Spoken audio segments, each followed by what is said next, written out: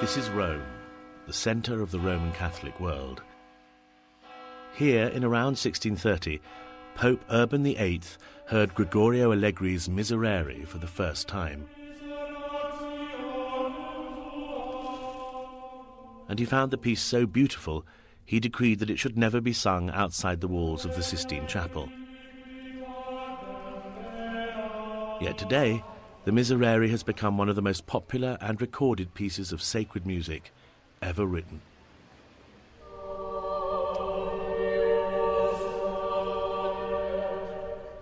The story of how this piece escaped the confines of the Vatican and evolved over the next 300 years is as captivating as the music itself.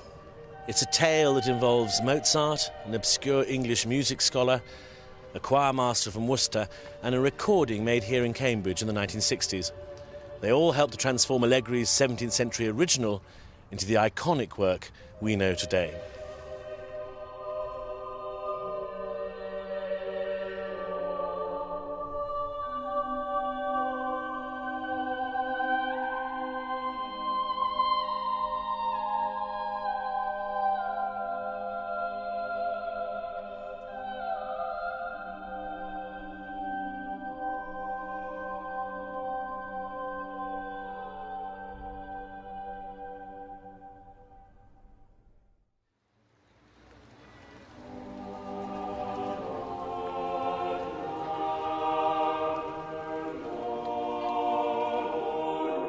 Gregorio Allegri was born here in Rome in around 1582.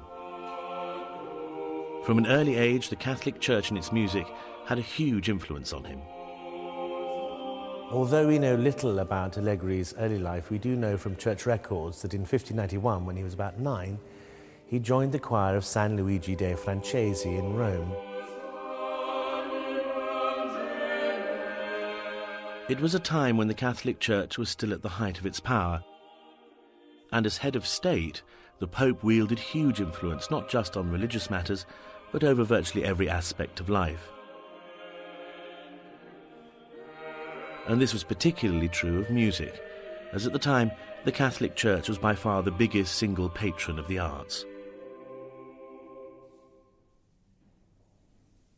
Allegri grew up in a world dominated by the godfather of Italian music, Giovanni Pierluigi da Palestrina, who almost half a century before redefined sacred music with his extraordinary masterpiece, the Missa Papae Marcelli.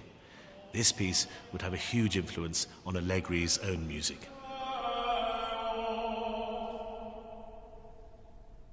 Harry Christophers and his choir, the 16, have become world famous for their interpretation of polyphony, which means many sounds, the style of music perfected by Palestrina.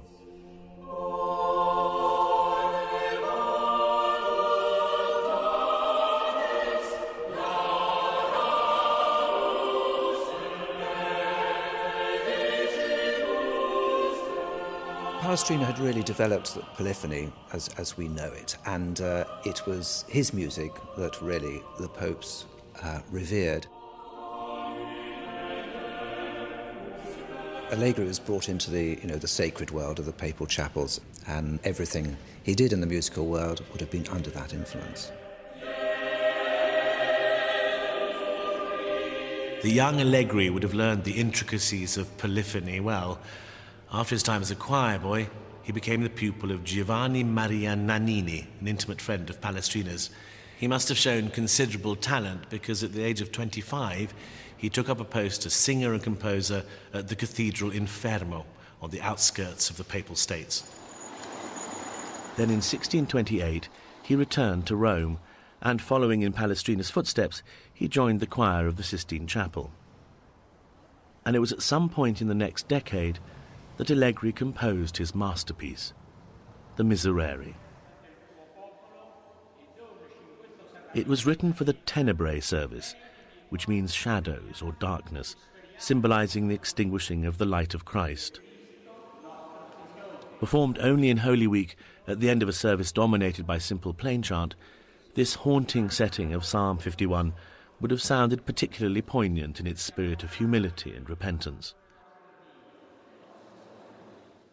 Harry Christophers has been able to put together what he believes to be Allegri's original composition, and it's much simpler than the version we know today. Well, this is from two manuscripts in the Vatican, dating from around Allegri's time, and so piecing them together, we're pretty certain that this is probably what Allegri wrote.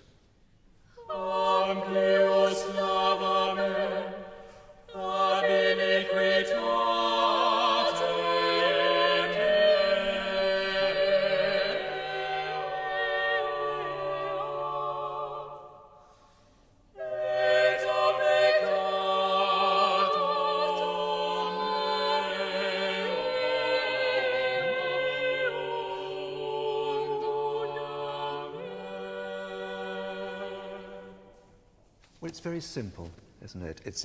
But it's incredibly beautiful, and in its place in the Tenebrae service, it would be incredibly prayerful.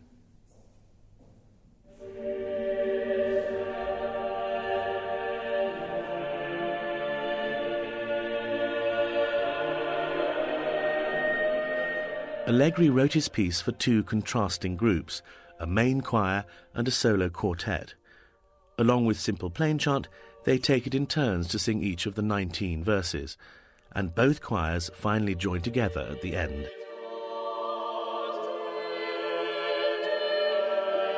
But the version we know today is much more elaborate than the music Allegri actually wrote.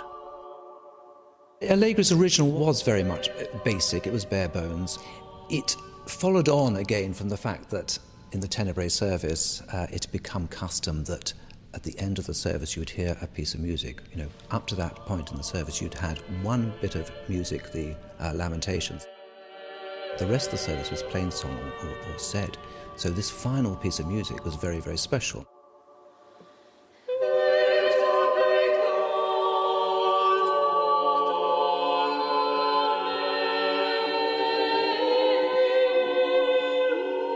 Even in its original form, which we rarely hear today, Allegri's Miserere still had a big impact on the pontiff when he first heard it in the middle of the 17th century.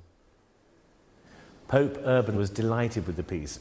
He decreed that it should be sung only during Holy Week and that it should never be heard outside the walls of the Sistine Chapel. Anyone who defied this decree faced excommunication from the Catholic Church.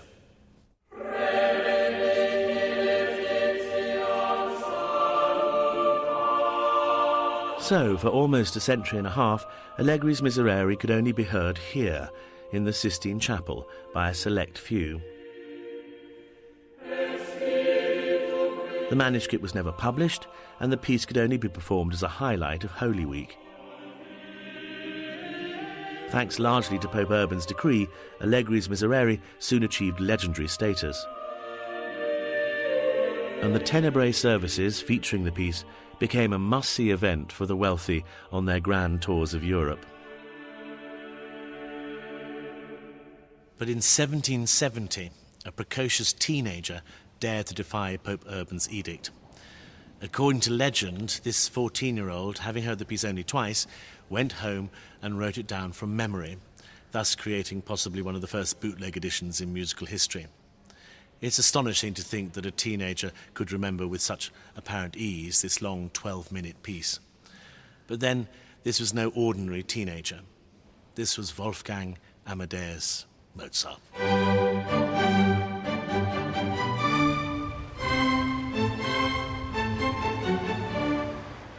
At the time, Mozart was already famous. A child prodigy, he was on a European tour with his father, and he'd been mesmerizing the nobility across the continent with his astonishing talents. While in Rome, news of his illicit transcriptions spread across the city like wildfire, and Mozart was summoned back to the Vatican by the Pope himself. The young Mozart must have known that he faced being banished from the church. However, he was in for a surprise. Instead of excommunicating him, Pope Clemens XIV, much to everyone's surprise, congratulated the 14-year-old on his musical abilities. Now, after 150 years and with tacit papal approval, Allegri's Miserere could escape the confines of the Sistine Chapel. Copies of Mozart's transcription were about to spread rapidly across Europe. A few months after he'd broken the papal edict and transcribed the piece, Dr. Charles Burney, a British music enthusiast from Shrewsbury, went to see the young Mozart. Nobody is quite sure, but it'd be nice to think that Burney got a copy of the Miserere from Mozart himself. Whatever happened, he brought a copy back to England, and in 1771 he published it. It was an instant hit, not only in Georgian England, but all the way across Europe. Over the next 200 years, there were hundreds of variations of the Miserere, each one moving further away from Allegri's original. Meanwhile, Mozart continued on his European tour, and shortly after his copy of the Miserere arrived in England, he came here himself, staying for a while here in Soho, in the heart of London's West End. By the time Mozart reached London, his European tour had proved to be a huge financial success. Perhaps breaking a papal edict even enhanced his reputation.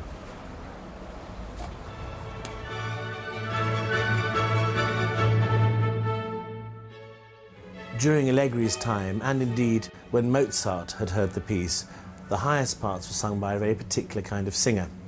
They were singers who had undergone a peculiarly barbaric surgical procedure in order to preserve their unbroken voices. They were the castrati, men who had been castrated for the sake of their voice.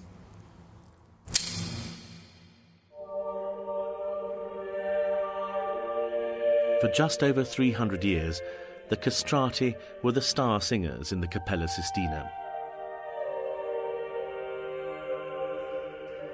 We have to remember, I think, that really in the sort of middle of the 1500s, they relied on the quality of the castrato singers at the time. We should remember that the choir consisted, top three voices were all castratos. Harry Christophers believes that the castrati embellished Allegri's original composition with their own flourishes and high notes, and that's the real reason why the work became so highly prized by the Vatican. Probably why there's this feeling that if Allegri's work was ever released out of the Sistine Chapel, somebody would face excommunication, etc. I think that was to do much, much more with the embellishments. They were the trade secret. It was those embellishments that weren't allowed to get out. One of the earliest accounts of a castrati singing the piece with the soaring high notes we know today came in the early 19th century from another famous musical figure, a German, Felix Mendelssohn. Quite apart from being a great composer, Felix Mendelssohn was also something of a musical historian. He championed the music of many great composers, and after a trip to the Vatican, it seems he was also one of the first to note down Allegri's Miserere with the famous high notes. Harry Christophers has been working with his singers on this higher version that Mendelssohn heard.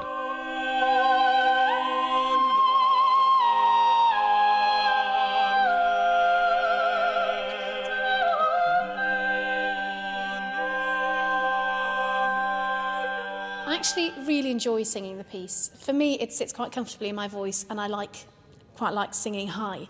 The hardest thing, actually, is singing in the quartet, because the hardest thing is getting the harmonies right and keeping the tuning between the four of you. So although it seems as though the top C is the impressive, amazing thing that comes out from nowhere, you've got to think that the quartet are normally pulling together as a team and trying to make sure that the whole thing works.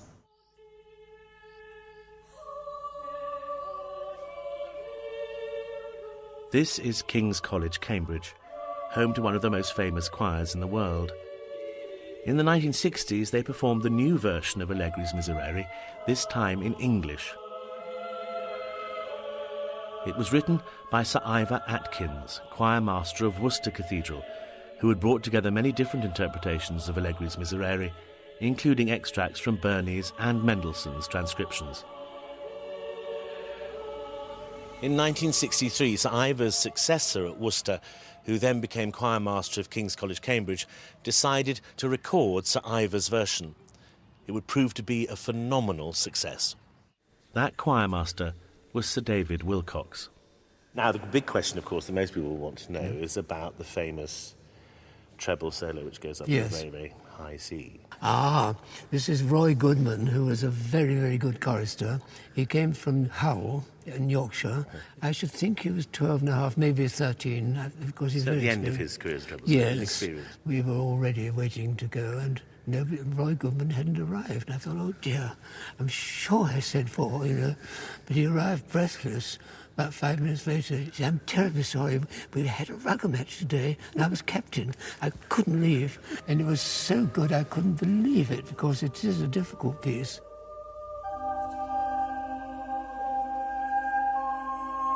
After its release in 1963, the record proved to be a phenomenal success, becoming a classic in its own right. For 3.5 centuries, Allegri's Miserere has changed and evolved as each new generation has interpreted it for itself. There's no way of knowing if that was Allegri's intention, but in any case, the piece has become one of the most popular and enduring pieces of sacred music ever written. And now to perform the piece in its entirety in Latin with those famous high notes is Harry Christophers and his choir, the 16.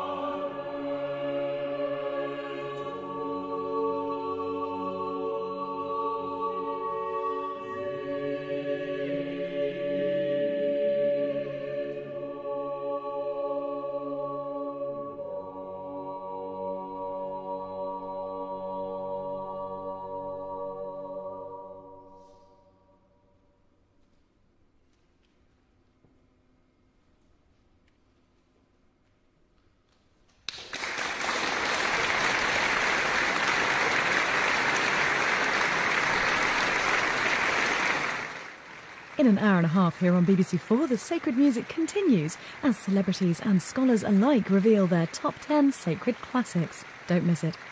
Next tonight, though, we're celebrating the Prince of Wales at 16.